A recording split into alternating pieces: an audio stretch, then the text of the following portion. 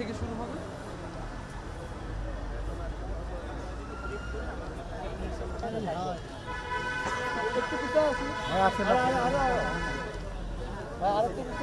City corporation কর্তৃক ফ্লাইওভারের নিচে 2টি স্পটে মুরগির বাজার বসানোর জন্য নির্দিষ্ট করা জায়গা আছে।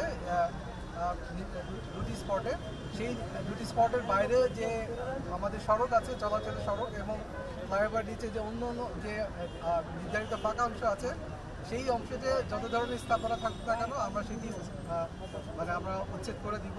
এবং আমি এখানে যারা সংশ্লিষ্ট ট্রাফিক আছেন বা অন্যান্য যারা পুলিশের কর্মকর্তা আছেন তাদেরকে অনুরোধ করবো, আপনাদের যদি কোনো ধরনের জিজ্ঞাসা থাকে যে এই জায়গাটা বা ঠিক কোন জায়গাটা তারা বসতে পারবে, সেই জায়গাটার বাইরে যে কোনো প্রশ্ন বা যে কোনো জায়গা যদি আপনারা দেখতে চান, যে জায়গাটি আপনারা দেখতে চান, আমি সেই জায়গাটি আপনাদেরকে বুঝিয়ে দিব। বাট আমি অনুরোধ করবো যেন আজকে এই প্রোগ্রামটা হওয়ার পরে রাস্তায় যেন কোনো ধরনের প্রতিবন্ধকতা না থাকে বা এটি যেন সবসময় যান চলাচলের উপযোগী থাকে, সেটি নিয়ন্ত্রণ করার জন্য আপনাদের যা করণীয় আপনারা সেটি অবশ্যই করবেন। এরকম কিন্তু আসলে ব্যারিকেডগুলো দিয়েই তারা মূলত এই যে রাস্তার মাঝে যে সড়কের মাঝেই তারা মুরগির ব্যবসা পরিচালনা করতেন। এবং আমরা দেখতে পাচ্ছি যে এই যে ব্যারিকেডগুলো আছে সেগুলো কিন্তু সিটি কর্পোরেশনের যে গাড়ি, সেই গাড়িতে তোলা হচ্ছে এবং সিটি কর্পোরেশনের গাড়িতে তুলে কিন্তু সেই ব্যারিকেডগুলো জব্দ করে নিয়ে যাওয়া হচ্ছে, এমনটি কিন্তু আমরা দেখতে পাচ্ছেন। তাদের কিন্তু ইতিমধ্যেই হ্যান্ড মাইক দিয়ে সতর্ক করা হয়েছে বেশ কয়েকবার। সেই সাথে যে মুরগির যে ভ্যানগুলো আছে সেগুলো সরিয়ে নিচ্ছেন ইতিমধ্যেই, আরও যারা ছিলেন তারা কিন্তু সরিয়ে ফেলেছেন। অর্থাৎ এই যে লোহার যে ব্যারিকেডগুলো দিয়ে তারা মাঝ রাস্তায় কিন্তু এই মুরগিগুলো রাখতেন এবং মূলত এই কারণে আসলে যানজটের সৃষ্টি, এমনটাই কিন্তু বলছিলেন এখানকার যে স্থানীয় লোকজন, তারা কিন্তু আমাদের সেগুলো নিশ্চিত করেছেন। এই যে মূল সড়কের পাশে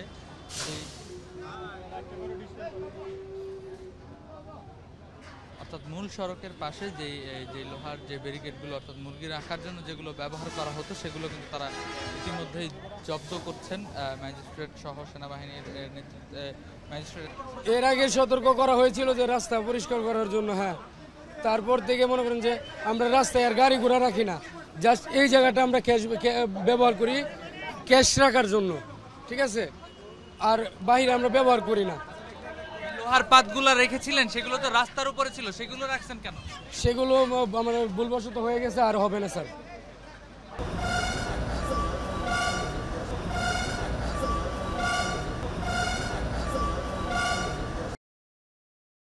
আপনাদেরকে জানানো হয়েছিল? যে জানানো হয়েছিল তারপরে আসলে এই যে মূল সড়ক ধরে যে আপনারা এই না, মুরগির সড়ক না, আমরা ওই যে সাইডে যে সিটি কর্পোরেশনের যে আমগরে যে আমরা খাস আনছি ওইটার ওদিকে সাইড করে আমরা গাড়ি লাগাচ্ছি যাতে রাস্তায় কোনো যানজট না হয়।